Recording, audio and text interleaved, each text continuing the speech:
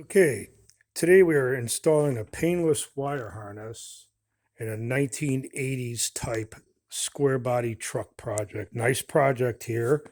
And just real quick, the rules for wiring a small block Chevy, especially with headers, is you're going to bring your engine control wires down behind the firewall, bring your sensors from the back to the front, bring your charging, electric choke, everything back to front.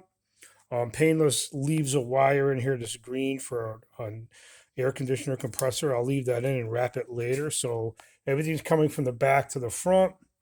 The big primary wires are going to go behind the engine. Everything should be loomed behind the engine, and it should be attached to the back of the transmission for your ground and also to hold the harness. All the wiring, we're not finished here yet, all the wiring will be away from the headers and away from the engine block in the back. So that's a rough in and terminate here.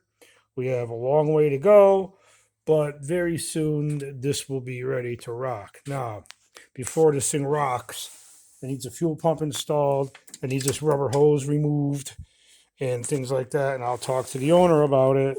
But we did really good here today, and we're ready to move on to the controls on the dashboard. Stay tuned.